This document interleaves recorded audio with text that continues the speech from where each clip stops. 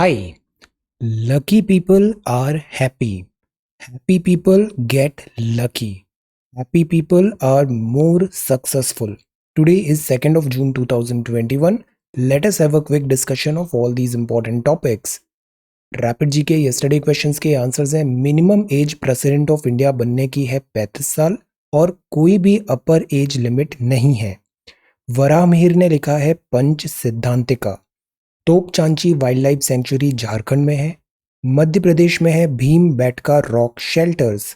पार्श्वनाथ जी 23rd Jain तीर्थंकर हैं और देहरादून में है IGNFA।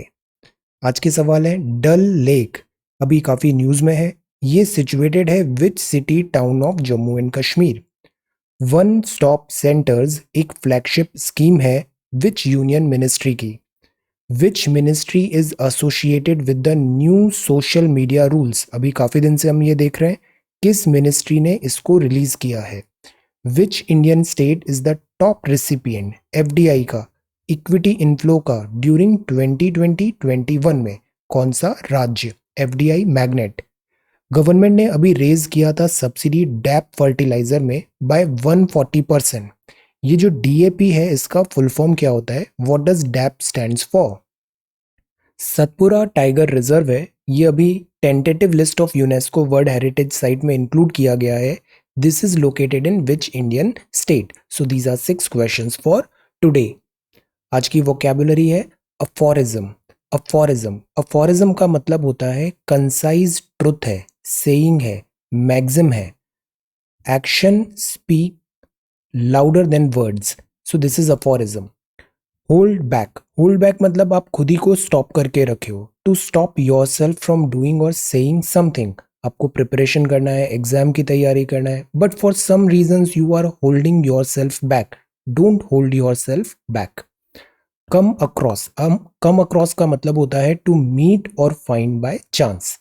क्वाम का मतलब अनईजी फीलिंग होना, डाउट, वरी या फिर फियर होना। क्लिक बेट, इंटरनेट में ये क्लिक बेट काफी यूज होता है टर्म। इसका मतलब है कुछ ऐसा टेक्स्ट, हेडलाइन, थंबनेल होना जो आपका अटेंशन ग्रैब करे, जिससे आप उसको क्लिक करो, रीड करो, व्यू करो, लिसन करो। यूजुअली ये वैसे होते हैं जो चीज़ों को सेंसेशनलाइज करने की कोशिश करते हैं। ये डिसेप्टिव भी हो सकते हैं और मिसलीडिंग भी हो सकते हैं। फॉर एग्जाम्पल, ये नहीं किया तो ये हो जाएगा, अगर ये करना है तो ऐसा करना है, ऐसे करके क्लिक बेट्स होते हैं। So these are some vocabulary words. If you come across any other important word, write down that word along with its meaning in the comment section down below. आज के टॉपिक्स हैं CBSE का class 12th exam cancel हो गया है। Scheme for orphan children जो है इसमें और मोडालिटीज क्लैरिटी की ज़रूरत है। टेकिंग अ ब्रेदर, कोविड-19 के केसेस डिप हुए हैं। IMD ने बोला है मॉनसून इस बार 101% होना है which is normal monsoon. Then this is about prioritisation vaccine and medicine का। Mercury dips, Sputnik vaccination India में आई है, हॉस्पिटल्स रैंप अप कर रहे हैं, infrastructure. This is tenuous revival. यहाँ हम बात करेंगे इकोनॉमिक रिवाइवल का। पहली वेव थी, अब सेकेंड वेव आ गई, तो हम इकोनॉमिक रिवाइवल कैसे करें, इससे जुड़ा हुआ एक सवाल भी देखेंगे हम कि saving lives and restoring the economy. When two is too little, ये बात है चाइना की जो कम्युनिस्ट पार्टी है उसकी 1 चाइल्ड पॉलिसी को इसने अब 3 चाइल्ड पॉलिसी कर दिया है। Will have a talk. This is covid diplomacy 2.0। Suhasini Haidar ma'am का आर्टिकल है, very good. This is breaking the cycle of child labour is in India's hands. Child labour. Then this is about sustainable development goals. Surge in FDI inflow हुआ है, but जो numbers होते हैं ना वो कई बार डिसेप्टिव होते हैं। सर्ज तो हुआ है FDI में, बट एग्जैक्टली किस पोर्शन, किस रीजन के कारण हुआ है, will get to know. Then a fatal war on transparency, economic tool kit, BRICS, meeting Andaman and Nicobar, NCPCR, ये है नए NHRC के chief. Government oxygen for industrial use, auto sales, manufacturing PMI, और ये है राज्य का मुख्य सचिव, chief secretary in a state, will have a talk. Then this is CSAT solution and certain questions. So we are going to talk about all these important topics in next about 35 to 40 minutes. Our reference material is this, The Hindu. First जो news है Delhi edition, first जो news है वो है court in Dominica will hear plea on Choksi's deportation today. Deportation from this Dominica republic. Let us see क्या होता है। BRICS की मीटिंग है। ब्रिक्स जो है उसने कहा है वो असिस्ट करेगा इंडिया को in fighting virus pandemic. Then this is about pope और ये है cricket. Now see, hospitalisation lowest हुए हैं दिल्ली में in 2 months। This is some relief. Oxygen concentrator. ये न्यूज़ इंपॉर्टेंट है। This news is about CBSE. Class 12th के जो एग्जाम्स होने थे सीबीएसई के भी और सीआईएससीई के भी, वो स्क्रैप हो गए। स्क्रैप मतलब कैंसिल हो गए। अब एग्जाम्स नहीं होंगे। एग्जाम्स नहीं होंगे तो कुछ इंटरनल मैकेनिज्म होगा जिसके अकॉर्डिंग स्टूडेंट्स को यहाँ पे वैल्यूएशन उनका किया जाएगा। तो ये रिव्यू हुआ प्राइम मिनिस्टर साहब का, और central board will compile result as per objective criteria. ये प्राइम मिनिस्टर ऑफिस ने कहा।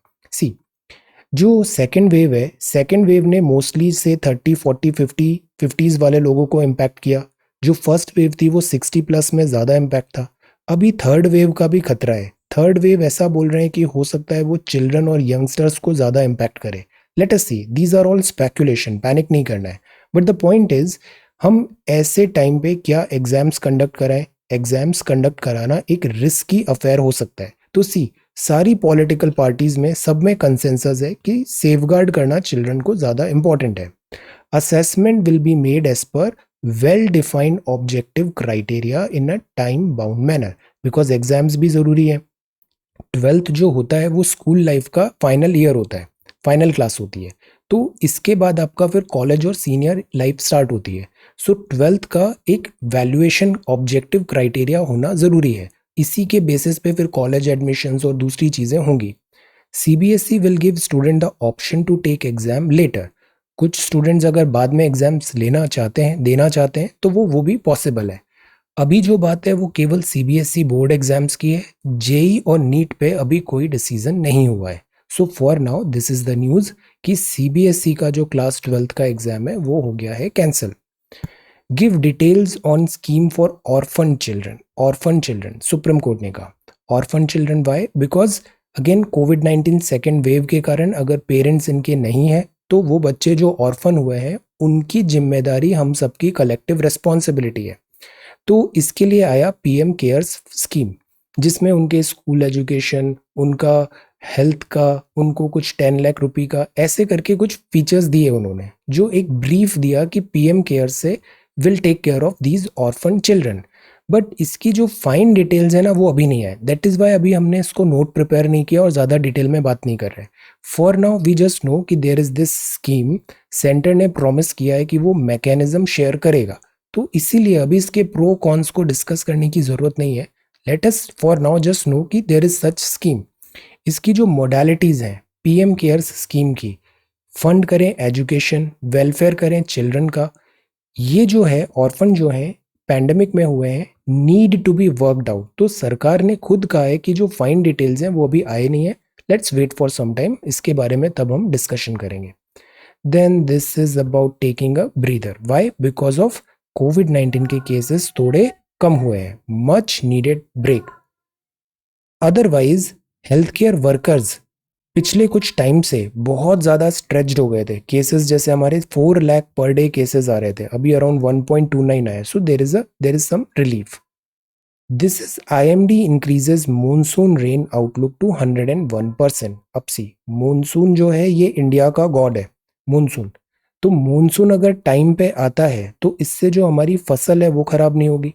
मॉनसून अगर सफिशिएंट आता है तो इससे सफिशिएंट प्रोडक्शन होता है, बम्पर प्रोडक्शन ऑफ क्रॉप्स होता है। इंडिया जो है वो है अग्रैरियन इकोनॉमी एंड एग्रीकल्चर। अगर हम एनसीईआरटी बुक्स देखें तो उसमें क्लियरली लिखा है Indian agriculture is a rain fed agriculture. Although हमारे यहाँ कैनाल्स है, टैंक्स है, ग्राउंड वाटर है, there are so many irrigation measures, but still जो प्राइमरी है वो है रेन फेड एग्रीकल्चर, और रेन होता है मॉनसून से। और इंडिया की जो ज़्यादातर इकोनॉमी है, 50% से ज़्यादा अप्रोक्सीमेटली लोग हैं वो लगे हैं एग्रीकल्चरल अलाइड एक्टिविटीज़ में। तो जो कंट्री है उसका 50% से ज़्यादा लोगों का जो भविष्य तय करेगा वो तय करेगा ये monsoon. That is why monsoon is the God. Monsoon से ही हमारी जो इकोनॉमी है उसका रिवाइवल पॉसिबल होता है। बिकॉज अभी कोविड आया, आगे हम पीएमआई का डेटा भी देखते हैं, तो most of the service sectors जो है ना ये पिटे हैं। अच्छा किसने किया है? एग्रीकल्चर ने, रूरल बेस्ड जो थीम्स है उसने अच्छा किया है। तो इसीलिए मॉनसून का अच्छा होना बहुत ज़रूरी है। अवर फ्यूचर डिपेंड्स ऑन दिस। तो सेंट्रल इंडिया में भी 6% इंक्रीज होगा रेन इनकमिंग। अब आईएमडी क्या होता है? ये होता है इंडियन मेट्रोलॉजिकल डिपार्टमेंट। इसका एक काम होता है, ये वेदर फॉरकास्ट भी करता है। ये पता लगाता है because monsoon NCERT book, monsoon में हमने देखा, मॉनसून अगर क्रूड वे में देखें तो समुद्र से, जैसे ये हमारा इंडिया है, ये पेनिनसुला है, दो ऐसे ब्रांचेस आती है। एक आती है दिस अरेबियन सी से, दूसरी होती है बे ऑफ बंगाल से। ये जो हवा आ रही है ये समुद्र से आ रही है, कहाँ पर? लैंड पे। तो समुद्र से आ रही है तो ये समुद्र के साथ पानी को लेके आती है, पानी को कैरी करके लाती है और लैंड पे ऐसे पानी का वर्षा हो जाता है। बहुत आसान भाषा में ये मानसून है। अब मॉनसून आता है तो इस पे बहुत सारे दूसरे पैरामीटर्स भी होते हैं कि प्रेशर सिस्टम कैसे डेवलप हो रहा है, आईटीसीजी का क्या स्टेटस है, अल नीनो ला नीनो का क्या स्टेटस है, इंडियन ओशन डायपोल का क्या सिचुएशन है। ऐसे करके जो वेदर पैरामीटर्स हैं उनको स्टडी करके इस कॉम्प्लेक्स फिनोमिनन जो है मॉनसून, वो आईएमडी प्रिडिक्ट करता है। प्रिडिक्शन इस बार का है कि अभी नॉर्मल रेनफॉल होगा, नॉर्मल रेनफॉल होगा। बिकॉज अगर रेनफॉल 96% से 104% ऑफ लॉन्ग पीरियड एवरेज होता है, जो कि 88 सेंटीमीटर है, तो मॉनसून को बोला जाता है नॉर्मल मॉनसून। तो ये लॉन्ग पीरियड एवरेज 88 है। इस बार इसका 101% रेनफॉल होगा, मतलब नॉर्मल रेनफॉल होगा। ये लॉन्ग पीरियड एवरेज 1961 से 2010 के डेटा जो मॉनसून का है उसका मीन है। तो agencies parlance, this still constitute normal rainfall which is anywhere between 96 to 104% of LPA। तो इस बार मॉनसून कैसा प्रिडिक्ट कर रहे हैं हम? मॉनसून प्रिडिक्ट कर रहे हैं normal monsoon which is some sign of relief. अब इसमें एक बात आती है कि मॉनसून तो ठीक है, ओवरऑल नॉर्मल होगा, बट उसकी टाइमिंग कैसी होगी कि किस मंथ में कितना बारिश हो रहा है। बिकॉज राबी खरीफ जायद की जो क्रॉप्स होती है, मंथ्स फिक्स्ड है इनके।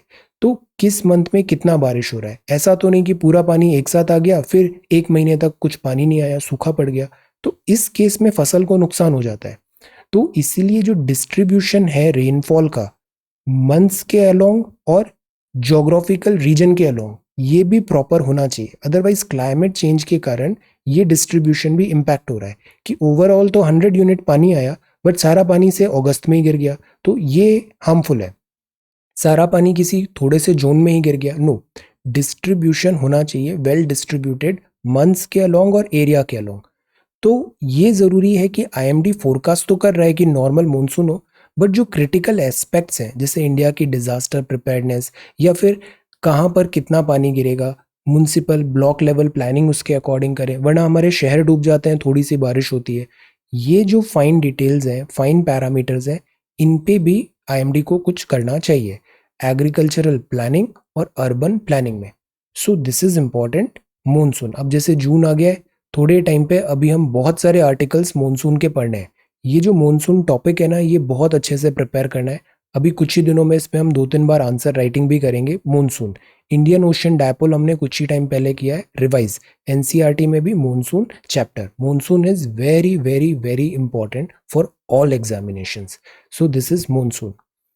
अब ये क्या है? Delhi high court questions centre on not prioritising youth for vaccination. अब सी, पहले ये था कि जो यंग है वो लेस इम्पैक्ट होंगे कोविड से, बट सेकेंड वेव में हमने देखा 20s 30s वाले भी काफ़ी बुरी तरह इम्पैक्ट हुए। तो इसीलिए हमने 18+ को वैक्सीनेशन ओपन कर दिया है। तो प्रायोरिटाइज करें। जैसे कल एक हाई कोर्ट का मैं आर्टिकल पढ़ रहा था, although I was not sure कि इसको यहाँ डिस्कस करना चाहिए या नहीं, but let us try. High court ने ये बोला कि जैसे दो दो पेशेंट्स हैं, एक पेशेंट है से 80+ का है, दूसरा पेशेंट है से 25-30 ईयर का है, 80। और बिकॉज हमारे पास मेडिसिन लिमिटेड है, वेंटिलेटर्स लिमिटेड है, ऑक्सीजन सिलेंडर्स लिमिटेड है, तो किसकी लाइफ को हम प्रायोरिटाइज करें? Again this is a very sensitive question, youth versus old, but ये अभी डिबेट चल रहा है। इस पे अभी फाइनल अभी ओपिनियन नहीं बनाना है, but we should know prioritise अभी किसको करें, यूथ वर्सेस ओल्ड। ओके, ये अभी कोर्ट ने एक्चुअली एक डिसीजन दिया है अभी। तो यूथ वर्सेस ओल्ड प्रायोरिटाइजिंग, तो ये भी एक बात है। इस पे अभी थोड़े टाइम पे और मैच्योरिटी से will talk. Okay, so for now this question is there, prioritising, vaccination का भी शॉर्टेज है, एवरीथिंग, सो प्रायोरिटाइज कैसे करें। तो जैसे ये बेनिफिशियरीज हैं 18 ईयर्स के age waiting for their first dose of covid vaccine in west Delhi. So this is about the front page of the Hindu.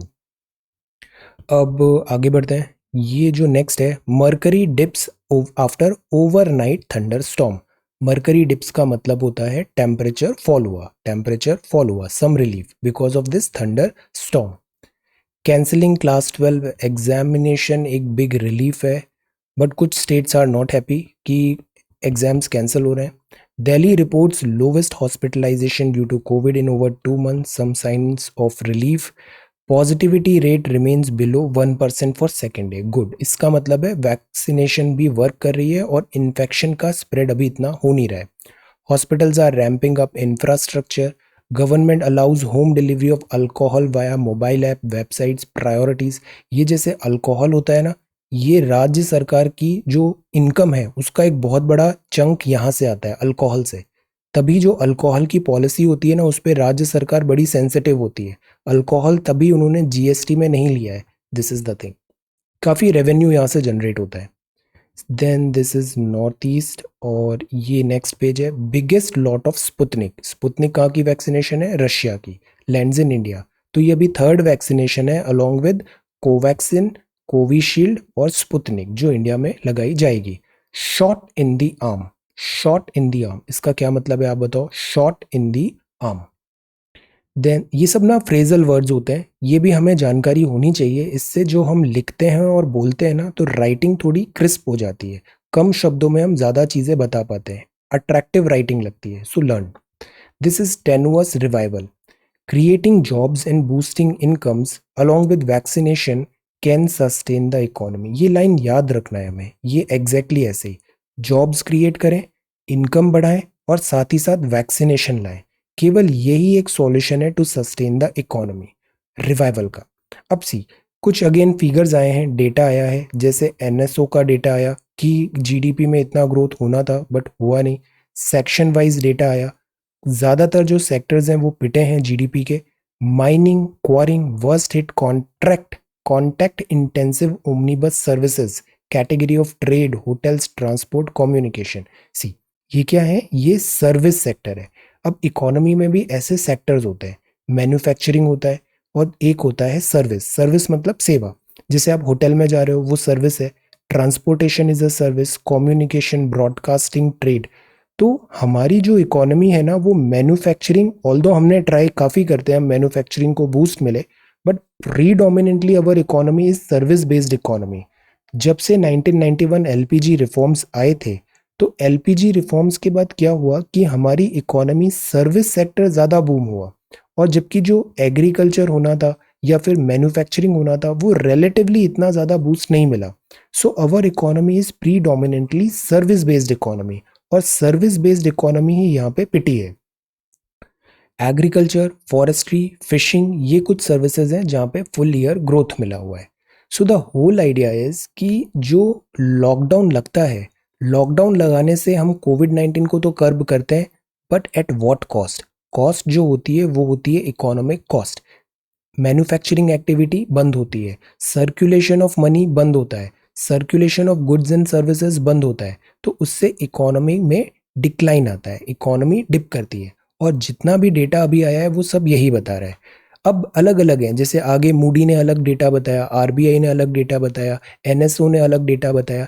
In data पे इतना एम्फेसाइज नहीं करना है, एम्फेसाइज करना है थीम पे, कि इकोनॉमी डिक्लाइन हुई तो क्यों हुई, इकोनॉमी को वापस रिवाइव करना है तो क्यों करना है, हम मल्टीप्लायर इफेक्ट कहाँ पे ला सकते हैं। बिकॉज यू नो, जैसे कंस्ट्रक्शन सेक्टर है, कंस्ट्रक्शन सेक्टर में आप थोड़ा पैसा डालो और बहुत सारे जॉब्स क्रिएट हो जाएंगे। तो ये जो है ना मल्टीप्लायर इफेक्ट है। गवर्नमेंट स्पेंडिंग बढ़ाने की बात क्यों हो रहा है, बिकॉज सरकार अगर 100 रुपये लगाती है तो वो इकोनॉमी में 1,000 रुपये का इम्पैक्ट लाता है, बूस्ट होता है, सर्कुलेशन बढ़ता है।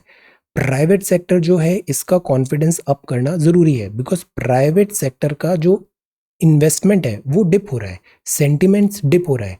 ईज ऑफ डूइंग बिजनेस करना ईजी है, ताकि बिजनेस और जो लूप होल्स हैं, ब्लॉक्स हैं, रोड ब्लॉक्स हैं, उसको दूर करें, तो इकोनॉमी एक फ्रीली रन हो पाए। यहाँ पे इकोनॉमी को लुब्रिकेट करना ज़रूरी है। तो इसके लिए जनवरी और 5 में रिकवरी सिग्नल्स मिल रहे थे। इसको भी हम एक आर्टिकल और आगे देखेंगे, आरबीआई की मॉनेटरी पॉलिसी वर्सेस गवर्नमेंट की फिस्कल पॉलिसी। तो पहले थे रिकवरी सिग्नल्स, बट सब सही चल रहा था और आ गई सेकेंड वेव ऑफ कोविड, तो इकोनॉमी फिर से पिट गई। Trade, hotel, transport, communication worst hit है, सर्विस सेक्टर वर्स्ट हिट है, और जो एम्प्लॉयमेंट भी ज़्यादातर जनरेट होता है ना, वो होता है सर्विस सेक्टर में, जहाँ पे कांटेक्ट ज़्यादा हो रहा है, और कांटेक्ट कोविड-19 के कारण हो नहीं रहा है। हर चीज़ टेक्नोलॉजी ड्रिवन कर नहीं सकते, सो इसीलिए ये जो सेक्शंस है ना, ये पिटे हैं, और यहाँ मैक्सिमम एम्प्लॉयमेंट है, तो इसलिए एम्प्लॉयमेंट भी पिटा है।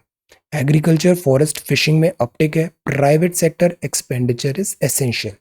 अब एक होता है आईएचएस का मार्केट मैन्युफैक्चरिंग पीएमआई सर्वे, ये अगर 50 से ज़्यादा आता है मतलब इकोनॉमी में एक्सपेंशन हो रहा है, 50 से कम आता है मतलब इकोनॉमी श्रिंक हो रही है। अभी आगे है 50 पॉइंट समथिंग आया है अभी आईएचएस मार्केट का डेटा, तो ये डिसअपॉइंटमेंट है। की सेक्टर जो है प्रोस्पेक्ट ऑफ, वहाँ पे स्टेग्नेशन है, ग्रोथ नहीं हो रहा है, बिकॉज डिमांड नहीं आ रही है। Demand pushed increase in new orders and output to 10 months low में चल रहा है। तो इसलिए क्या हो रहा है, आईएचएस का मार्केट जो डेटा है वो भी 50 अराउंड है, पीएमआई डेटा, और this is not a good indicator for economy. Economy में भी दो चीज़ है, एक चीज़ होती है सप्लाई साइड, मतलब इंडस्ट्रीज मैन्युफैक्चरिंग करें, उनको गवर्नमेंट ने काफ़ी सारे सॉप्स भी दिए, गवर्नमेंट ने बूस्ट भी दिया ताकि मैन्युफैक्चरिंग और सप्लाई बेटर हो। आत्मनिर्भर भारत में इनका लोन मोरेटोरियम भी दिया, माफ़ी दी, एट्सेट्रा। तो एक साइड तो हमने डील कर दिया, बट दूसरा साइड का प्रॉब्लम आ गया, और वो है एक्सपेंडिचर। लोगों के, आम आदमी का इतना ज़्यादा खर्चा हो गया है कि अब उसके पास खर्चा करने की कैपेसिटी नहीं बच रही है। वो पैसे अब बचाने की कोशिश कर रहा है, बिकॉज एक तो नौकरी भी चली गई, एम्प्लॉयमेंट नहीं है, खर्चे ज़्यादा हो रहे हैं, तो there is no demand, there is no demand, this is the problem. Only an accelerated nationwide vaccine rollout और डायरेक्ट जॉब और इनकम बूस्टिंग मेजर्स जो है ना, वो ही केवल प्रिवेंट कर सकते हैं इकोनॉमी को from back sliding again.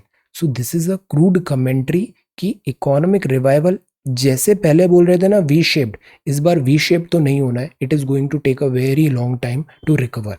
Late us see, economy में again predictions are very difficult, let us see क्या होता है। बट हम हमारे कॉन्टेक्स्ट में, बिकॉज हमारे कॉन्टेक्स्ट में एम्प्लॉयमेंट है, हमारे कॉन्टेक्स्ट में जीडीपी, जीएनपी, ये सारे फिगर्स हैं, हमारे कॉन्टेक्स्ट में ये सब इंडस्ट्रियल सेक्टर्स एंड पॉलिसीज है, रिफॉर्म्स हैं, जैसे this globalisation, privatisation, LPG reform, liberalisation. इन सब के कॉन्टेक्स्ट में पेपर 3 का एक बार आप सिलेबस भी देखो और इसको लिंक करो। Government has the onerous job of striking a fine balance between saving lives, जान बचाना ज़रूरी है, अब इससे ऊपर तो कुछ भी नहीं है, जान तो बचानी ही है, बट साथ ही साथ रीस्टोर करें इकोनॉमी। इसको इलेबोरेट करो इस सेंटेंस को, और कुछ सजेस्ट भी करना है वे फॉरवर्ड। तो आप कुछ सॉल्यूशंस बताओ, थिंक लाइक एन इकोनॉमिस्ट, कि क्या क्या हो सकता है जिससे हम इकोनॉमी को रिवाइवल करें, साथ ही साथ जो लाइव्स हैं उसको भी कॉम्प्रोमाइज नहीं करें। तो this is the first question for today, think, this is a very good question, innovatively think over here. When two is too little, now ये बात है पॉलिसी फॉर्मुलेशन का।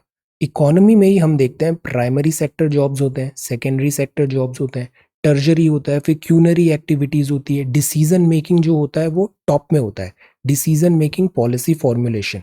अक्सर हम लोग जैसे यंगस्टर्स आते हैं वो बोलते हैं कि हम तो सारा काम कर रहे हैं, ये जो टॉप में बड़े बड़े लोग बैठे हुए हैं ये केवल ऑफिस में बैठे रहते हैं, they hardly do any work, sweat नहीं करते हैं, but they are doing a lot of work. ये जो टॉप में बैठे लोग होते हैं ना, ये डिसीजन लेते हैं, ये डायरेक्शन लेते हैं कि क्या करना है, और उससे भी इंपॉर्टेंट है क्या नहीं करना है, तो that is why their work is very important. तो चाइना में ये हुआ कि चाइना की जो पॉलिटिकल पार्टीज थी, चाइना में वैसे भी कम्युनिस्ट पार्टी सिंगल पार्टी है, यही डोमिनेट करती है, लोगों का कुछ विल होता नहीं है, पार्टी ने जो बोला वही होना है। तो पार्टी ने ये बोला 1979 में, हमारी पॉपुलेशन बहुत बढ़ रही है, पॉपुलेशन बढ़ रही है तो आप इसको कैसे देखोगे। एक नज़रिया ये होगा कि इतने सारे बच्चे हो गए, अब इनका पेट कैसे भरेंगे, इनकी ज़रूरत को पूरा कैसे करेंगे, तो दिस इज़ अ थ्रेट, तो let's stop, let's start having laser babies.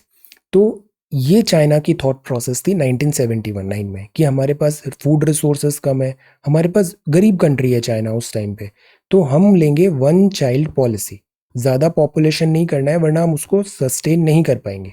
ये चाइना की कम्युनिस्ट पार्टी ने इंट्रोड्यूस किया था 79 में। अब पॉपुलेशन को दूसरे तरीके से भी देख सकते हैं। अगर ज़्यादा पॉपुलेशन है मतलब ज़्यादा मैन पावर है, ज़्यादा पॉपुलेशन है मतलब ज़्यादा ह्यूमन रिसोर्सेज है, ज़्यादा पॉपुलेशन है मतलब आपका जेंडर बैलेंस बना हुआ है, सोसाइटी ग्रूम हो रही है, डाइवर्सिटी आ रही है, there are lot of profits, benefits. तो ये बात अब चाइना को समझ आई 2021 आते आते। तो 6-7 साल पहले उसने 2 चाइल्ड पॉलिसी कर दिया था, अब बोल रहा है 3 चाइल्ड पॉलिसी करते हैं। बिकॉज चाइना की पॉपुलेशन एजिंग हो रही है, यहाँ पे ह्यूमन रिसोर्स श्रिंक हो रहा है, अभी 40 अराउंड हो जाएगा मीन चाइना की पॉपुलेशन। तो एजिंग पॉपुलेशन है, नए जो काम करने के लिए यहाँ पे लोग नहीं मिल रहे। चाइना वैसे ही बहुत एम्बिशियस हो रहा है, आर्मी ज्वाइन करना है ये वगैरह, आर्मी को एक्सपैंड कर रहा है वो। बट आर्मी ज्वाइन करने के लिए इसके पास यंगस्टर्स नहीं है बिकॉज पॉपुलेशन श्रिंक हो रही है। जेंडर इम्बैलेंस एक बहुत बड़ा पॉइंट बन गया है। तो अब चाइना बोल रहा है कि नहीं, अब हम 3 चाइल्ड पॉलिसी करेंगे। द पॉइंट इज कि ये जो सरकार की तरफ से इंटरवेंशन होता है, no matter which country which government, क्या ये करेक्ट है? इसके कॉन्सिक्वेंसेज होते हैं डेमोग्राफिक इंटरवेंशन के, जैसे कि अभी हुआ। दैट इज वाई इंडिया ने भी ये पॉलिसी अपनाया कि एनकरेज करना है बट ऐसा कोई हार्ड एंड फास्ट रूल नहीं लाना है। जो डेमोग्राफी है वो खुद ही अपने आप को कोर्स करेक्शन कर लेती है। Policy makers should give priority to reducing the child bearing cost. अब एक एंगल ये भी है, शहरों में आजकल जैसे जो नई जनरेशन है, they usually tend to have 1 kid 2 kid, they are not very much into more kids. Why? Because cost, again cost, child rearing cost बहुत ज़्यादा है। चाइल्ड रियरिंग कॉस्ट, अभी नर्सरी एडमिशन में ही अगर प्राइवेट स्कूल्स वगैरह में जाओ, लाख लाख रुपए फीस ले लेते हैं वो। तो इसके कारण चाइल्ड रियरिंग कॉस्ट बहुत ज़्यादा है, बोर्न बाय प्रोस्पेक्टिव पेरेंट्स। तो इसीलिए अब वो भी क्या कर रहे हैं, आप देखना शहरों वगैरह में अभी ये टेंडेंसी आ रहा है, करियर माइंडसेट पहले आ रहा है, तो वैसे भी वो चाइल्ड प्लानिंग बहुत बाद में करने लग गए। देन इसके बाद they are trying to have lesser number of babies, तो इसका भी एक रीज़न है। तो द पॉइंट इज कि ये जो चाइल्ड बियरिंग कॉस्ट है इसको कम किया जाए, सरकार ऐसी फैसिलिटीज दे हॉस्पिटल्स वगैरह में, लाइक अगर इंस्टीट्यूशनल डिलीवरी हो रही है तो वहाँ पे उन्हें दे। जैसे हमने मटर्निटी केयर में दिया था कि मदर है उसको इतने टाइम तक सैलरी कंटिन्यू रहेगी, लीव मिलेगा। We have to make it complicate नहीं, ईजियर बनाना है यहाँ पे चाइल्ड रियरिंग कॉस्ट एट्सेट्रा। ये चीज़ जो होगा ना, इसके फिर पॉजिटिव रिजल्ट आएंगे। सो दिस इज द थिंग, इससे इंडिया को भी काफ़ी लेसन हैं सीखने के लिए चाइना के एग्जाम्पल से, when two is too little. ये है covid diplomacy 2.0, a different order of task. Now see, diplomats, diplomats basically कौन होते हैं? जैसे इंडियन फॉरेन सर्विसेज के, इनका काम क्या होता है? कंट्री को रिप्रेजेंट करना पूरे वर्ल्ड लेवल पे, और जो कंट्री के फेवरेबल कंडीशंस बनाना, कंट्री का पॉइंट ऑफ व्यू प्रेजेंट करना, this is foreign diplomacy. Diplomacy is an art.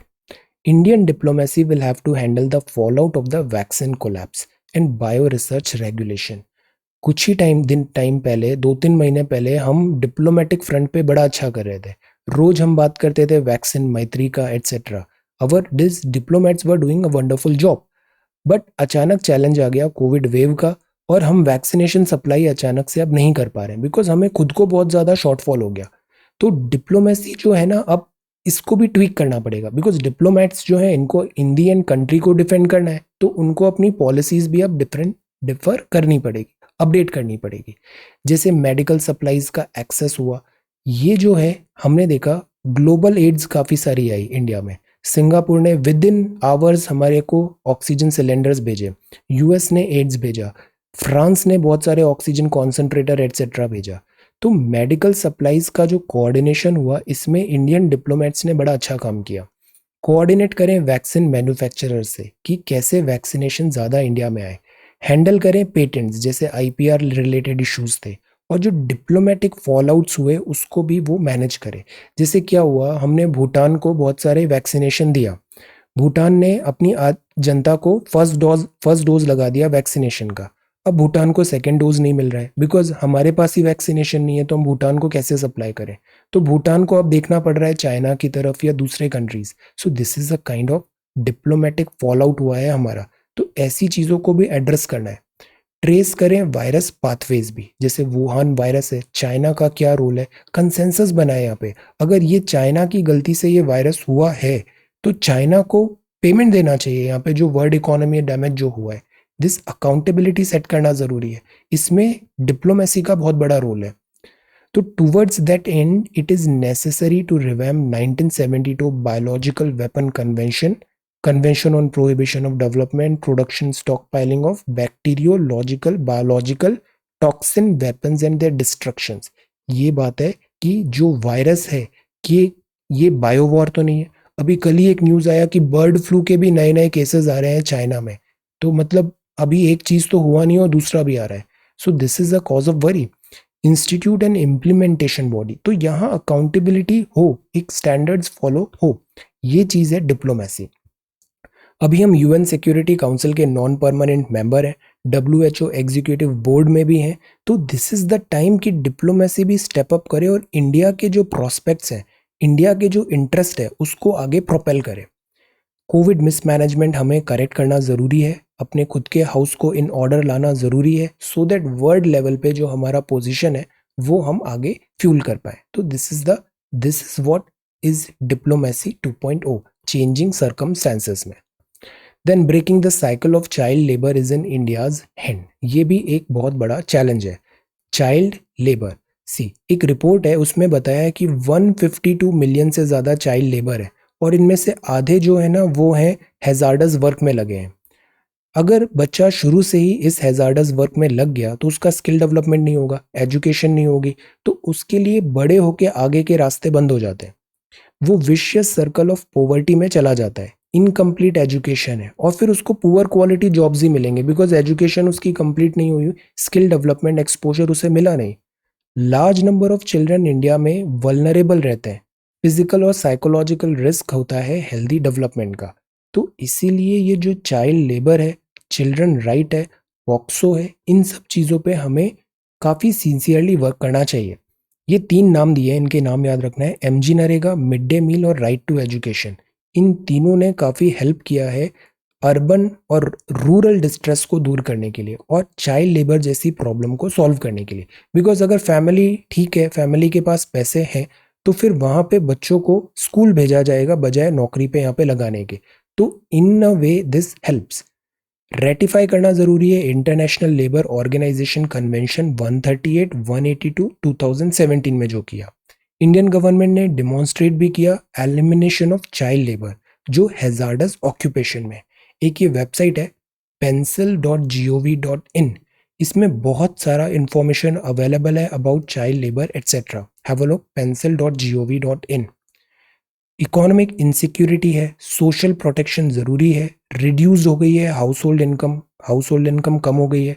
तो children from poor households are being pushed to contribute to the family income with the risk of exposure to exploitative work. जैसे परिवार का income कम हो गया तो जो बच्चे होते हैं उनको लगता है कि अब हमें भी कुछ हेल्प करनी चाहिए सस्टेन करने के लिए, तो वो फिर मीनियल जॉब्स करेंगे, एक्सप्लॉयटेटिव वर्क करेंगे। तो इसी से फिर ये चेन रिएक्शन चालू हो जाता है चाइल्ड एक्सप्लॉयटेशन और चाइल्ड लेबर का। तो कोविड-19 के कारण जो ये डिस्ट्रेस हुआ है इसको एड्रेस करना है, वो यहाँ से एड्रेस हो सकता है। हम यूनिवर्सल बेसिक इनकम्स भी दे सकते हैं, यूनिवर्सल बेसिक इनकम। एजुकेशन में दूसरी बात आती है डिजिटल डिवाइड की। एएससीआर एनएसएस की रिपोर्ट बताती है कि मेजॉरिटी जो पीपल है, हाउस होल्ड्स हैं, उनके पास ना तो पढ़ने की जगह है घर पे जहाँ पे वो पीसफुली पढ़ पाए, ना उनके पास बेसिक गैजेट्स हैं, ना इंटरनेट है।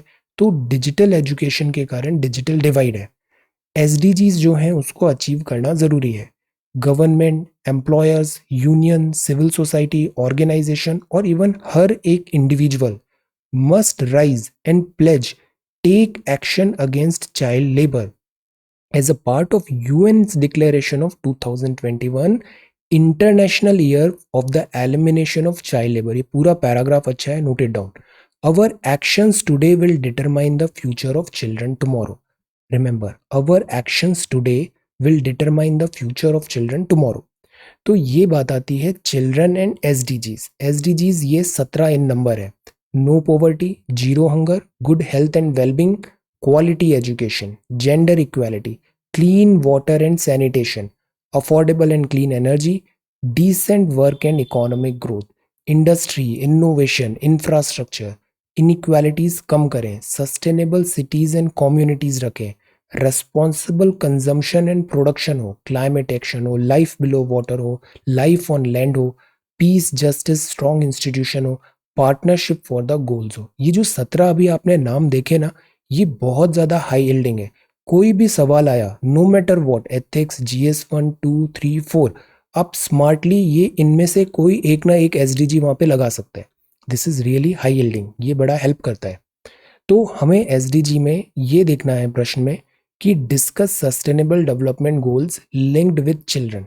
ये बड़ा ओपन एंडेड क्वेश्चन है। इसमें अभी जो हमने देखा child labour, sustainable development goal, ये जो पैराग्राफ देखा international year for the elimination of child labour, ये सारी चीज़ें आप मेंशन कर सकते हो। पीएम केयर्स में भी जो अभी अनाउंसमेंट हुए हैं कि ऑर्फन जो बच्चे हैं उनका हेल्प होगा, सो दैट वो चाइल्ड लेबर जैसी चीज़ों में नहीं उलझ जाए। तो राइट इट डाउन, इसमें आप सारी बातें लिख सकते हो, कुछ सही गलत नहीं है, just right it down. Okay, what explains the surge in FDI inflow, ये आगे है। Before that, okay, this is FDI inflow. अब सरकार ने अभी एक स्टेटमेंट दिया, ministry of commerce and industry ने, कि 2020-21 में 81.7 बिलियन डॉलर का एफडीआई आया, जो 10% ज्यादा है प्रीवियस ईयर से।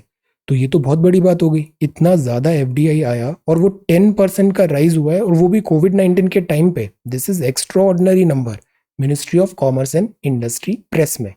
बट जो नंबर्स होते हैं ना, डेटा होता है ना, इनकी एक स्पेशलिटी होती है। आप इनसे जो बोलना चाहते हो, बुलवाना चाहते हो, ये वही बोलेगा। Data presentation. अब सी, द पॉइंट इज, अब इसको हम क्लोजली देखें तो नो डाउट इतना बिलियन इन्वेस्टमेंट आया, एफडीआई में आया, 10% इंक्रीज हुआ। बट ये जो एफडीआई का इनफ्लो आया ना, वो ये जो रेगुलर एफडीआई है उसके बजाय ये ज्यादा आया दिस मार्केट में। एफडीआई इनफ्लो थ्योरी में suppose to bring additional capital होना चाहिए, जो पोटेंशियल आउटपुट ऑगमेंट करे। कुछ ही दिन पहले हमने एफडीआई का भी एक देखा था, एफडीआई पे नोट प्रिपेयर किया था। तो एफडीआई आती है तो टेक्नोलॉजी आती है, काफी सारा बेटरमेंट होता है, एक permanent type of some development आता है। तो FDI is good. In contrast foreign portfolio investment में जो पैसा आता है वो आता है इन्वेस्टमेंट डोमेस्टिक कैपिटल मार्केट में, इक्विटी या डेट मार्केट में। ये होता है hot money to realise better financial return, higher dividend rate plus capital gain. तो सी, ओवरऑल एफडीआई का ये जो नंबर है ये ज़्यादा आया है, बट ये पैसा ज़्यादा आया हमारा दिस फॉरेन पोर्टफोलियो इन्वेस्टमेंट में, और ये हॉट मनी भी है। तो ये ज़्यादा रिलायबल नहीं है, ये ज़्यादा इतना बेनिफिट्स लेके नहीं आएगा।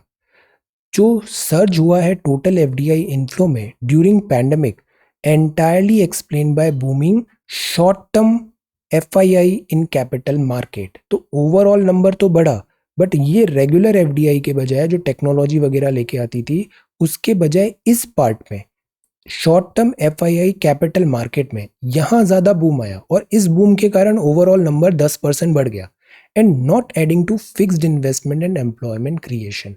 सो दैट इज वाई ये नंबर्स आर गुड। बट अगर फाइन डिटेल्स देखें ना, तो जैसा हमने सोचा था इकोनॉमी में एफडीआई मतलब टेक्नोलॉजी, इन्वेस्टमेंट एटसेट्रा, वहां पर नहीं है। ये जो नंबर हुआ है वो बिकॉज ऑफ कैपिटल मार्केट में दिस बूम के कारण एफडीआई इनफ्लो के नंबर जंप हो गए।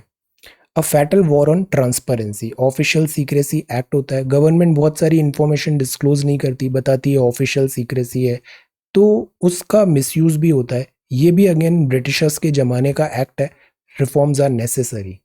Economic tool kit revealed. अब सी, इकोनॉमिक टूल किट, अब इसमें एक होती है reserve bank of India. RBI का काम क्या होता है? मॉनेटरी पॉलिसी बनाना। हम अक्सर पढ़ते रहते हैं ना, MPC, monetary policy committee. Inflation रखो 4+-2 में, ओपन मार्केट ऑपरेशंस रखो, repo rate, reverse repo rate रखो। तो ये काम है आरबीआई का। आरबीआई ने अपना काम बड़े अच्छे से किया। आरबीआई ने इतने पूरे ड्यूरेशन में रिलीफ दिए, everything RBI has done wonderfully, wonderful job. अब गवर्नमेंट जो लाती है वो लाती है फिस्कल पॉलिसी। तो ये मॉनेटरी पॉलिसी हुई, ये फिस्कल पॉलिसी हुई, फाइनेंस मिनिस्ट्री लाएगी। फाइनेंस मिनिस्ट्री को अब ज़्यादा एफर्ट्स लाने की ज़रूरत है, रिफॉर्म्स लाए, पॉलिसी ट्वीक करे, सो दैट इकोनॉमी का रिबाउंड पॉसिबल हो। तो इकोनॉमिक टूल किट में ये है कि मॉनेटरी पॉलिसी ने अपना काम कर दिया, नाउ इट इज टाइम कि फिस्कल पॉलिसी इकोनॉमिक रिवाइवल में फोरफ्रंट पे आए सरकार, और वो फिर इसको इकोनॉमी को रिबाउंड कराए। A fatal war on transparency. Now look at this cartoon. ये जो हम बोल रहे हैं ना, डिमांड क्यों कम हो गई, लोगों के पास पैसे ही नहीं है खर्च करने के। एक अगर साधारण सा एक हम केस देखें तो कोविड रिलेटेड बहुत खर्चे हो गए, ट्रीटमेंट में अस्पताल वगैरह में खर्चे हो गए, लॉकडाउन के कारण अनएम्प्लॉयमेंट हो गया, vaccination. So the point is जो कॉस्ट है, कॉस्ट ऑफ लिविंग है, वो बहुत ज़्यादा बढ़ गई, और फिर पेट्रोल वगैरह भी बढ़ रहा है। तो इसलिए ज़रूरी है गवर्नमेंट यहाँ पे स्टेप इन करे, डिमांड तभी राइज होगी, otherwise economic revival V shape तो अब भूल ही जाए हम। नाउ लेट अस सी आगे क्या है। Warning वेनिंग differentially, this is about positivity analysis वगैरह। कोविड का डिक्लाइन है। ब्रिक्स है, ये ब्रिक्स कंट्रीज हैं, यहाँ के एक्सटर्नल अफेयर मिनिस्टर्स ने अभी यहाँ पे मीटिंग किया। BRICS will help India in fighting covid. Foreign ministers ने ग्रेव कंसर्न बताया है पैंडेमिक का on impact of people life and economy. ये न्यू चीफ है अंडमान एंड निकोबार कमांड के। देन ये हैं जस्टिस ए के मिश्रा जो अपॉइंट हुए हैं एनएचआरसी के चीफ। चाइना की पॉपुलेशन नॉर्म एक वार्निंग है इंडिया के लिए। देन पैनल ने हेड किया अभी सी लक्षद्वीप पे वापस चेंजेस हो रहे हैं decision. That is why I was saying कि let's wait for some time, home ministry अभी यहाँ पे क्या करती है, let us see. Then NCPCR track data on orphans important है, इतने चिल्ड्रन इधर लॉस्ट अ पेरेंट या फिर अबैंडेंड है during pandemic. Data, correct data is important. Oxygen अब इंडस्ट्रियल यूज के लिए भी होगा। वैक्सीनेशन रेट की है लिफ्टिंग लॉकडाउन आईसीएमआर ने कहा। Vaccination is the only solution, inoculation. 1.29 lakh case आए, कोविड अभी भी ओवर नहीं हुआ है। चाइना, अब चाइना में प्राइवेसी जैसी कोई चीज़ नहीं होती, फ्री स्पीच जैसी कोई चीज़ होती नहीं। एक ब्लॉगर है, उसने गलवान में कमेंट दिया, ट्रुथ बोला तो उसको जेल में डाल दिया। China reports human case of bird flu strain. अब ये एक नया टेंशन आ रहा है, बर्ड फ्लू H1N3, ये एक बर्ड फ्लू का स्ट्रेन है जो अभी यहाँ पे डिटेक्ट हुआ है। लास्ट टाइम जैसा मिस्टेक नहीं करना चाहिए WHO को भी, वरना ये कोविड-19 जैसा नेक्स्ट नाइटमेयर बन सकता है। Then Europe should speak in one voice. Sri Lanka cargo vessel extinguished after 2 weeks. ये शिप जा रहा था, इसमें आग लग गई। देन मूडी ने बोला जीडीपी फोरकास्ट कट किया है 9.3। अगेन रेटिंग एजेंसी है ये। ऑटो सेल्स डिक्लाइन हुई है April levels, decline from April levels because demand नहीं है। पेंटअप डिमांड जो थी वो शुरू में आ गई। पेंटअप का मीनिंग बताइए, ये टर्म हमने लास्ट 1-2 महीने में बहुत पढ़ा है। पेंटअप डिमांड, पेंटअप डिमांड से सडन स्पाइक तो आया बट वो वापस नीचे फॉल हो गया। Auto sales. Then manufacturing PMI भी स्लाइड हुआ है, कितना आया 50.8। 50 के ऊपर है मतलब ग्रोथ है, बट नियर स्टैग्नेशन है ये, अभी इसको 57, 80, 60 तक जाना चाहिए PMI. Then Infosys insider trading case को प्रोब कर रही है। पावर कंजम्पशन से sees 8.2% year on year growth, मतलब पिछले साल और इस साल का direct comparison. Continuity test cricket में ज़रूरी है और Nadal advances French Open. Marin pulls out of Tokyo Olympics, she is really good, very good badminton player out of Tokyo Olympics. So this is sports. अब हम आते हैं Hindi article में। कल का सवाल था चीफ सेक्रेटरी जो है ना, ये अपॉइंटमेंट, ये वर्ड लिखा था, अगर अपन वर्बेट इन शब्द में जाए ना तो हर अपॉइंटमेंट गवर्नर के नाम पे होता है। ये जब सवाल आया था ना तो बच्चों ने वहाँ पे गवर्नर का दिस अपॉइंटमेंट लेटर भी ले आए थे चीफ सेक्रेटरी का, जिसमें लिखा था कि I am governor and appointing this this this as a chief secretary. But हमारे कॉन्टेक्स्ट में ये देखना है, ज़्यादा बाल की खाल नहीं निकालना है। पूछा ये गया था कि चीफ सेक्रेटरी का अपॉइंटमेंट कैसे होता है, मतलब इसको चीफ मिनिस्टर अपने अपने कंफर्ट से अपॉइंट करते हैं, ना कि appointed by governor. So this is wrong. Answer होना चाहिए चीफ मिनिस्टर अपॉइंट करता है। सेकंड, फिक्स टेन्योर तो बिल्कुल नहीं होता है, चीफ मिनिस्टर चेंज होता है, चीफ सेक्रेटरी भी कई बार चेंज हो जाता है। So this is also wrong, this is also wrong, neither one nor two. जो राज्य का मुख्य सचिव होता है वो मुख्यमंत्री द्वारा उसका चोजन होता है। मुख्य सचिव की नियुक्ति मुख्यमंत्री की कार्यकारी आदेश से होती है। राज्य के राज्यपाल द्वारा उसे बाद में साइन कर दिया जाता है, बट होता है बाय मुख्यमंत्री। मुख्य सचिव भारतीय राज्यों और केंद्र शासित प्रदेशों की सिविल सेवाओं का वरिष्ठतम पद है। तो किसी भी राज्य का अगर टॉप गवर्नमेंट ऑफिशियल पूछा गया तो वो है चीफ सेक्रेटरी। ये यूजुअली भारतीय प्रशासनिक सेवा के काडर पद के होते हैं। ये प्रधान सलाहकार होते हैं मुख्यमंत्री, तो काइंड ऑफ ये सेक्रेटरी होते हैं मुख्यमंत्री के। कार्यकाल इनका कोई निश्चित नहीं है, चीफ मिनिस्टर जब तक जाएगा तब तक इनका कार्यकाल होगा। तो ये राज्य के मुख्य सचिव है। ये है सी सेट, बड़ा आसान सा सवाल था। लार्जेस्ट 4 डिजिट नंबर है 9999, इसको डिवाइड कर देते हैं 88 से, रिमाइंडर आया 55, तो रिमाइंडर थ्योरम लगाएंगे। अगर ये 55 इससे हम कम कर दें तो जो नंबर बचा वो एग्जैक्टली डिविजिबल हो जाएगा 88 से। So the answer is 9944। पहले 5 प्राइम नंबर क्या है? एक प्राइम नंबर नहीं होता है, 2 इवन है पर फिर भी प्राइम नंबर होता है। तो 2, 3, 5, 7, 11 प्राइम नंबर वो होते हैं जो या तो 1 से डिवाइड होंगे या फिर अपने आप से, इसके अलावा किसी थर्ड नंबर से डिविजिबल नहीं होंगे। तो इनको ऐड कर दीजिए, आंसर इज 28। स्मॉलर नंबर अगर x है तो larger number x plus 1365। Given क्या है? x plus 1365 is 6x plus 15। 6 quotient था, 15 रिमाइंडर था, तो 6x प्लस 15, तो x हो गया 270, स्मॉलर नंबर इज 270। आज के सवाल है सम ऑफ फर्स्ट 45 नेचुरल नंबर क्या होंगे? ये क्या है? नेचुरल नंबर है। अब आप इसको बैठ के गिनती करने लग जाओगे ना, तब तो ये होना नहीं है। आप यहाँ पे लगाओ arithmetic progression. Difference between the place value and face value of 7 in the numerical answer, place and face value of 7 में क्या difference है? Then on dividing a number by 56 we get 29 as remainder. On dividing the same number by 8 what will be the remainder? ये बड़ा अच्छा सवाल है, answer. Okay, so these are 3 questions for today. ये कल के solutions हैं। ये है मुख्य सचिव, chief secretary. Then this is about question. ये कुछ हेडलाइंस देखा हमने economy related. Justice AK Mishra कौन है? नेशनल ह्यूमन राइट कमीशन के नए chief. Andaman sustainable development goal, ये 17 के 17 ना आप एक A4 साइज के पेपर में लिख के सामने अपनी डेस्क पे चिपका दो, ये सब याद होने चाहिए।